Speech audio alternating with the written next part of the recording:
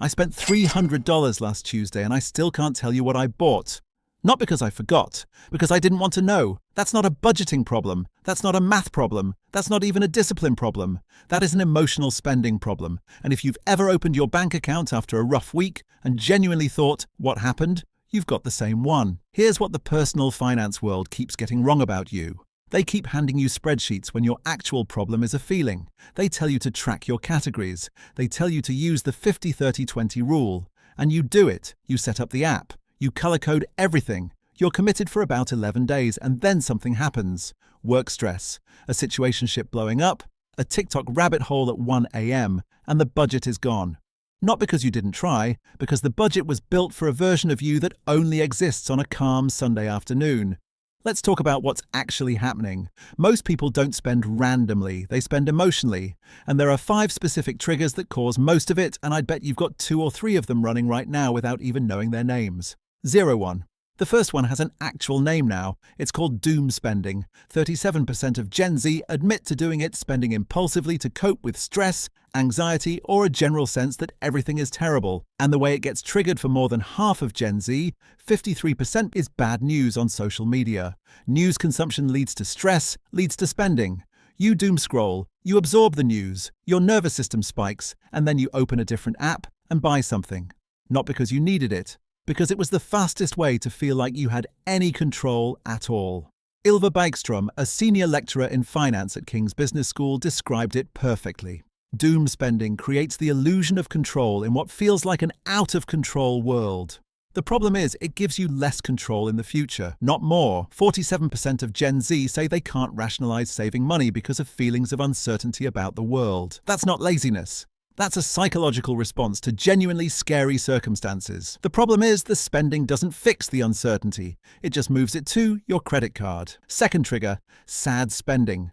This one's got decades of research behind it. 67% of Americans use snacks and treats to cheer themselves up, spending about $526 a year just on that category. And before you judge that, there's a real reason it works short-term. Purchasing something, even just browsing and adding to a cart, triggers dopamine. That's the same neurotransmitter behind motivation and reward. Buying isn't the reward, anticipation is.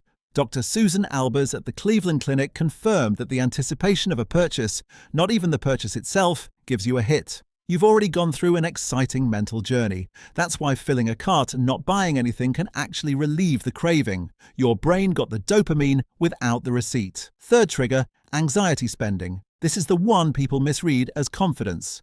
You buy things when you're anxious because the act of choosing something gives you back a feeling of agency. In a world where a lot feels genuinely out of your hands, the checkout screen says, you made a decision and it worked. The problem is the anxiety comes back, usually with a bill attached. Fourth trigger, boredom spending. A Swedish study found that young consumers' online impulse purchases, especially fashion, are often motivated by nothing more than boredom. Low stimulation leads to consumption scroll. See something, tap, buy. In 2025, 49% of Gen Z spent more than 3 hours a day browsing online, compared to 29% of older consumers. That's a lot of unintentional shopping time.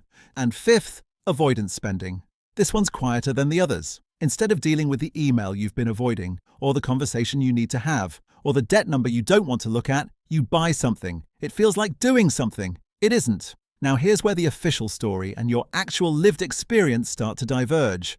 The financial industry's version of events, you failed your budget because you lack discipline, your observable reality. You failed your budget because a budget is a System 2 document applied to a System 1 human. That framing comes from Daniel Kahneman, who won the Nobel Prize in Economics in 2002. System 1 equals fast, emotional. System 2 equals slow, logical. His research established that most decisions humans make are fast, emotional, and automatic. System 1 thinking.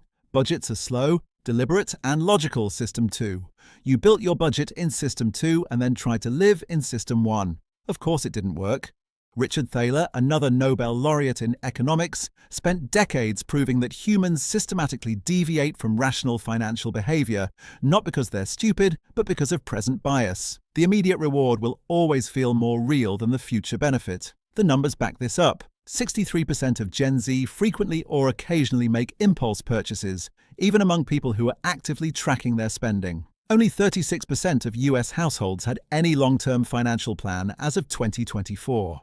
According to Capital One shopping research, the average American was spending $282 a month on impulse buys in 2024. That's nearly $3,400 a year going to purchases that weren't in the plan. And then there's the thing psychologists call the what the hell effect. It works like this. You go 1% over your dining budget. The app marks it red. The shame of seeing that red number feels disproportionately bad, worse than the actual financial deviation warrants. So you stop opening the app entirely, and now you have no visibility into your spending at all. The tool designed to help you is the thing that made it worse because it triggered shame, and shame triggers avoidance, not correction.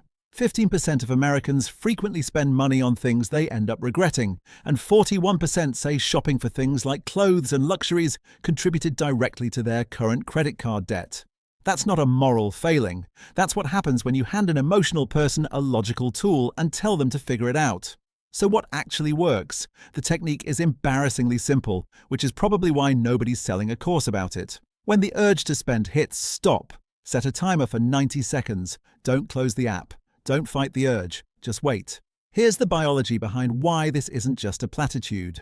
A 2014 study published in the Proceedings of the National Academy of Sciences by researchers at Cambridge Judge Business School found that cortisol, the stress hormone, rose 68% in traders during periods of market volatility. That cortisol surge directly distorted their financial decision-making, not because of their personality, because of their physiology. When you are stressed, anxious, or sad, your prefrontal cortex, the part responsible for consequences, planning, and impulse control, gets functionally overridden by your emotional brain. The pause gives the prefrontal cortex time to re-engage. The emotional wave starts to drop, and a purchase you were absolutely certain about 30 seconds ago suddenly looks different. Digital platforms were designed to eliminate this pause entirely. Amazon introduced one-click checkout in 1999 specifically to reduce the gap between impulse and transaction to zero. Saved card information removes the friction of entering your numbers manually, friction that measurably reduces unplanned purchase completions. Twitter ran an experiment with an undo tweet button that added a brief intentional delay before posting. Reactive content dropped. The same principle applies to your shopping cart. The pause isn't punishment. It's the entire mechanism. Here's the part where the official story really breaks down. They say you need more discipline. What's actually true? You are making emotional decisions inside an environment that was engineered by billion-dollar companies using behavioral science to find you at your most emotional and extract a transaction from that moment. A 2025 peer-reviewed study from the University of Shanghai for Science and Technology, published in MDPI Behavioral Sciences, studied over 1,000 consumers and identified a phenomenon they called spendception. The finding: digital payments create emotional detachment from the actual act of money leaving your account. The purchase becomes nearly frictionless, and that friction, the slight discomfort of physically handing over cash or manually entering card details, is the thing that self-control normally leverages. The platforms removed it, on purpose. 43% of Gen Z consumers are most likely to make impulse purchases while on social media. 43% also say social media content has directly influenced their purchasing decisions.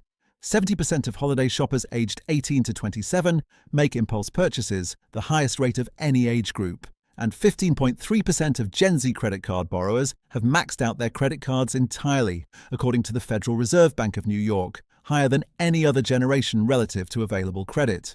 Gen Z credit card balances grew 62% between March 2022 and February 2024.